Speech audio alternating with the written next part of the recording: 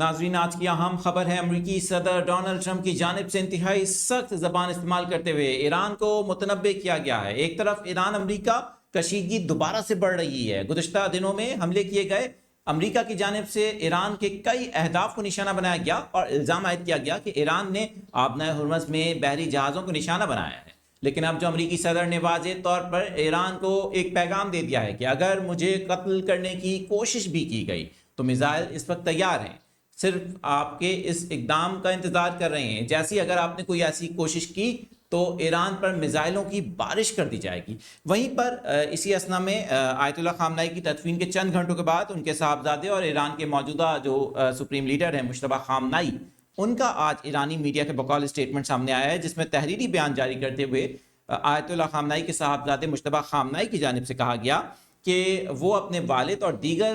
کا بدلہ ضرور لیں گے، اور یہ بدلہ لینے کا انہوں نے باضابطہ اعلان کیا آج کی اسٹیٹمنٹ میں۔ ساتھ ہی انہوں نے کہا کہ جن لوگوں نے یہ حملہ کیا ان کا پتہ چل چکا ہے، اور ساتھ ان کا کہنا تھا کہ وہ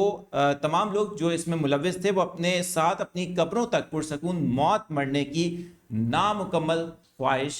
لے کر جائیں گے۔ مجتبیٰ خامنہئی کے بقول ہم رہیں یا نہ رہیں، یہ وعدہ ضرور پورا ہوگا، اور ساتھ انہوں نے کہا کہ جلد دنیا بھر کے آزاد انسان اس مشن کی تکمیل میں اپنا اپنا کردار ادا کریں گے۔ یہ جو اسٹیٹمنٹس اس وقت سامنے آ رہے ہیں ناظرین، آپ کو بتائیں کہ ایک طرف بیک ڈور چینل سے، کیونکہ ظاہر ہے کہ پاکستان ایک واضح اور ایک بڑا ثالث تھا،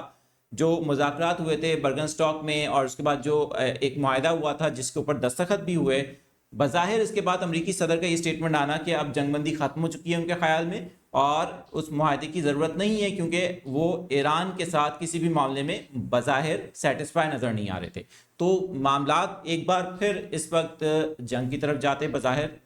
اللہ نہ کرے، لیکن ظاہر ہے کہ جو صورتحال ہے وہ کافی زیادہ اس وقت ایک بار پھر ٹینشن کریٹ کر رہی ہے۔ وہیں پر پیٹرول پرائسز میں اضافہ ہوا ہے ان تمام بیانات کے بعد، اور آج ہی امریکی محکمہ خزانہ نے ایران پر کچھ فائنینشیل پابندیاں بھی عائد کی ہیں، اور یہ پابندیاں ایک ایسے وقت میں عائد کی ہیں جب ایران کے تیل کی برآمد کے اوپر بھی پابندی گزشتہ دنوں عائد کی گئی تھی۔ اس کا نتیجہ کیا نکلے گا آنے والے چند گھنٹوں میں یقیناً صورتحال مزید واضح ہوگی، آپ کو اس کے حوالے سے اپڈیٹ کرتے رہیں گے۔